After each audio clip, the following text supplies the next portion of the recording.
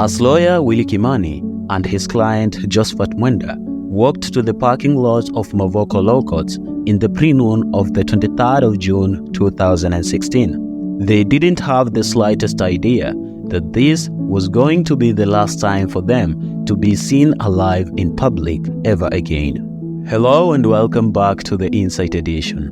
My name is Yusuf, and on today's episode of Criminal Diaries, we are going to look into the case of the gruesome murder of lawyer Willie Kimani, his client Josephat Mwenda, and their driver Joseph Muiruri.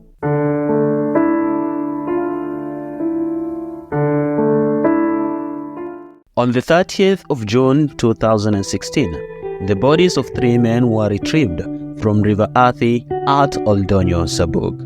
After proper identification was done, it was discovered that they belonged to Willie Kimani, Josephat Mwenda, and Joseph Muiruri.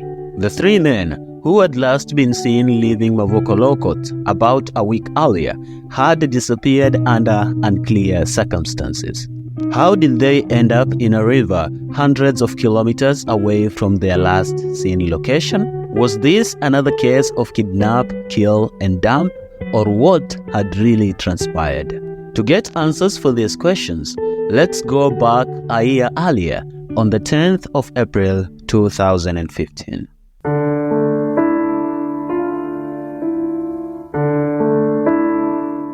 On the 10th of April 2015, Josephat Mwenda was stopped by some policemen at Syokimau while he was going to pick his motorcycle. They started to harass him and then tried to arrest him.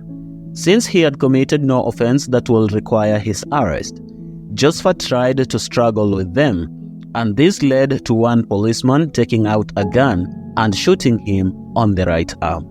The policeman named Frederick Oleleliman took Josephat to Shalom Hospital, Mlolongo, where he was given first aid, but due to the seriousness of his wound, he was referred to Kenyatta National Hospital. It seems like the police misread the doctor's recommendations, as instead of the hospital, Josephat Mwenda was taken to a police station where he was booked for possession of bang and resisting arrest. He was thrown in a police cell, then released after a while. Since the bullet wound had not been properly attended to, Josephat's right arm could no longer function well.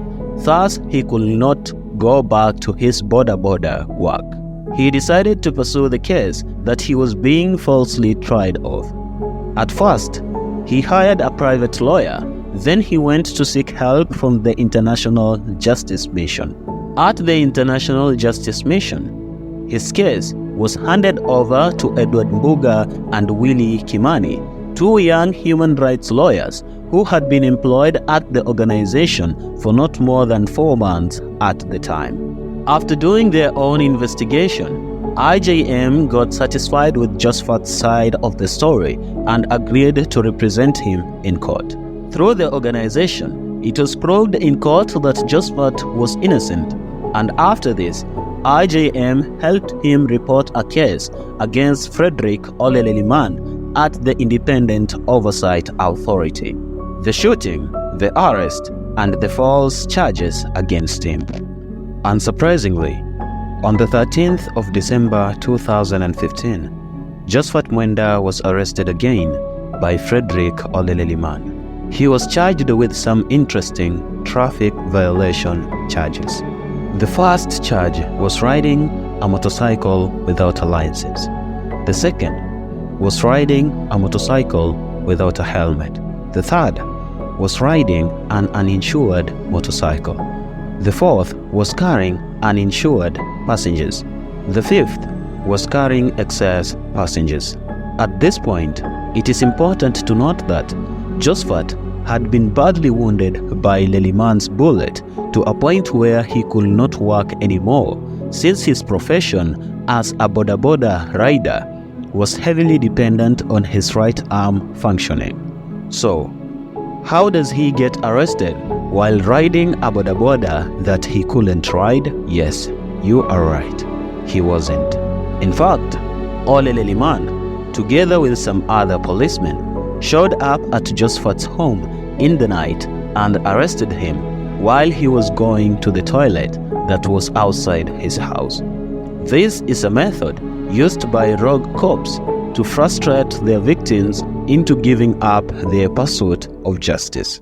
Once again, Josephat was in court facing false charges, but luckily he wasn't alone.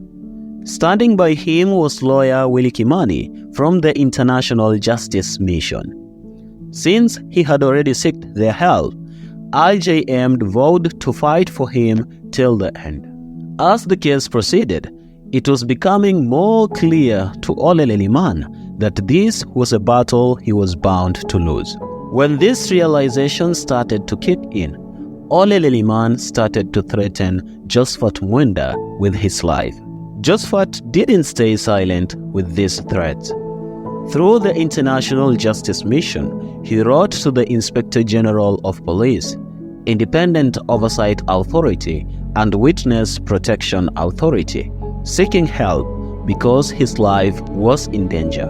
Since the Witness Protection Authority doesn't protect the accused, IJM had to step in and relocate Josephat Mwenda together with his small family. Only Willie Kimani and Joseph Muiruri, the driver, were allowed to visit Josephat Mwenda when taking him to court, then drop him afterwards. On the 23rd of June 2016, Josephat Mwenda, Willie Kimani, Edward Mbuga, and Joseph Muiruri had gone to the Mavoko Law Courts for the traffic violation case that was facing Josephat Mwenda. After the court session, the two, Willie Kimani and Josephat Mwenda, walked to the car that they had used, and after entering, Joseph Muiruri, who had been left in the car, ignited the engine and they drove off. What they thought was just another normal drive back home turned into something ugly between Mavoko Law Courts and their homes. Since the CCTV cameras at the court were not functioning that day, it is unclear whether the three were abducted while leaving the court or later on as they drove home. Suspiciously, their car was spotted at 12:30 p.m. the same day at Mombasa Road near Cabanas by CCTV cameras that were placed there. In the car, there was only one person who didn't resemble any of the three. The car took Langata Road and then on to Kikuyu through the bypass. It was later found abandoned at Kamerithu area in Limuru.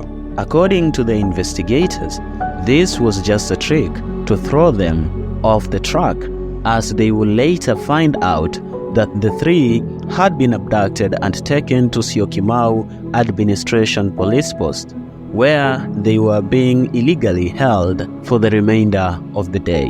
Their phones had been switched off, so it was impossible to track them. At around 4 p.m. that same day, Josephat Mwenda's wife started receiving "please call me" requests from an unknown number. She first ignored them, but when they were repeatedly sent, she called the person, who gave her some shocking news that he had picked a tissue paper that had been thrown out by someone who was being held at Syokimau Administration Police Post. And in the paper, the person had written instructions that Josephat's wife should be called and told that Willie Kimani, Josephat Mwenda, and Joseph Muiruri were being held at Syokimau Administration Police Post and their lives were in danger. Apparently, the note had been written and thrown out by Willie Kimani, who together with the other victims in captivity had no other way of communicating with the outside world. When this information reached the other families and the International Justice Mission, the search for the three men began. The IJM team went as far as the Administration Police Post and started calling out the names of the three men aloud. But sadly, the place was empty and there was no response.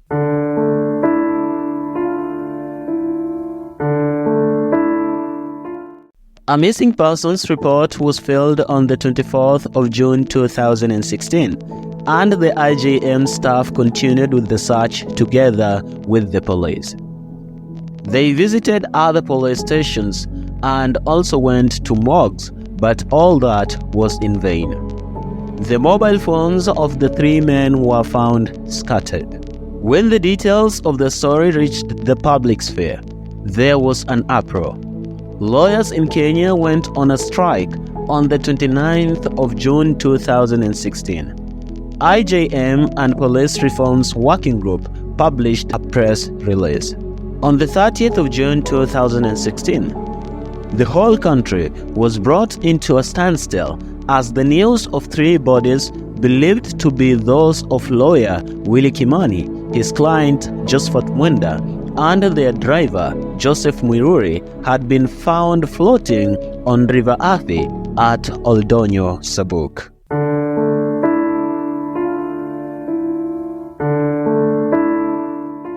After the bodies were discovered, Sergeant Frederick Oleleliman was arrested as he was the first suspect of the police.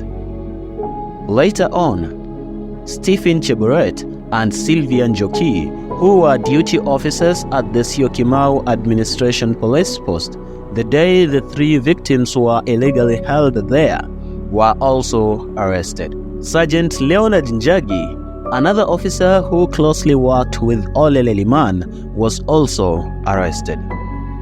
The four police officers were officially charged on the 18th of July 2016, marking the start of a lengthy trial that will last for over 7 years.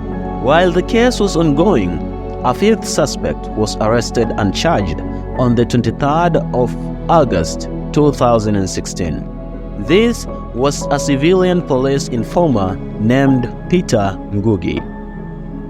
Shockingly, Peter Ngugi confessed to the murders, and he spilled out the information about the murders from the planning to the executions and dumping. His confession was as follows. Sometime before the court day, Frederick Leliman called Peter Ngugi and informed him that there was a man who was disturbing him and had even taken him to court. So Leliman wanted to deal with the man properly. Peter Ngugi was given the man's full information and was tasked with surveilling him when he got to court, from when he entered to when he left. And as he left, Peter should inform Ole Leliman. At around 11:30 a.m. on the 23rd of June 2016, Josephat Mwenda, Willie Kimani, and Joseph Muiruri drove out of Mavoko Law Court. Peter Ngugi informed Frederick Oleleliman, who came by and picked him with his car, then drove following the vehicle that Willie and the other two victims were aboard. They followed the car till it reached a railway track near Mavoko Law Court. Here, they stopped the car and arrested Willie, Joseph, and Josephat. Peter was instructed to drive their car and dispose it off at Meru, but since the fuel wasn't sufficient, he went and dumped it at Limuru. He then came back to Syokimau to join Leliman and Leonard Njagi, who had by now already reached the LP post, and put the three victims in a cell. When Leliman found out that Willie had managed to contact the people from outside and inform them about the arrest, he called another officer named Kamenju, and they bundled the three men into their car boots and drove to the place where they had killed them. The first person to be killed was Josephat Mwenda, then Willie Kimani, and lastly, Joseph Muiruri. The three had their heads put inside polythene bags, then strangled with ropes for 30 minutes. After they died, their bodies were put into Leliman and Kamenju's car boots, and the four drove off to River Athi at Oldonyo, Sabuk. Immediately the first body was thrown into the river. Kamenju drove off. The rest of the rogue corpse dumped the remaining two bodies, then they drove off. Although Peter recanted his confession, later on he stated that an attempt to buy off his silence had been made. The murder of lawyer Willie Kimani, his client Josephat Mwenda, and their driver Joseph Muiruri was almost a perfect crime, as it was quite impossible to place Frederick Oleleliman and Leonard Njagi at the crime scene using their phones. Oleleliman's phones were placed elsewhere when the murders took place, and Leonard Njagi had taken leave from work that day. After 7 long years and more than 180 court appearances, the trial finally came to an end on the 22nd of July 2022. Sergeant Frederick Oleleliman, Stephen Cheburet, Sylvia Wanjiku, and police informer Peter Ngugi were found guilty of the murders. Sergeant Leonard Njagi was acquitted of all charges. Frederick Oleleliman was given the death sentence, which was commuted to a life sentence. Stephen Cheburet was sentenced to 30 years in prison. Sylvia Wanjiku was sentenced to 24 years in prison. Police informer Peter Ngugi was sentenced to 20 years. The almost pleasing conclusion of this case brought back some hope in the hearts of most Kenyans that police officers were not above the law, as the abuse of power by police officers in Kenya always goes unpunished.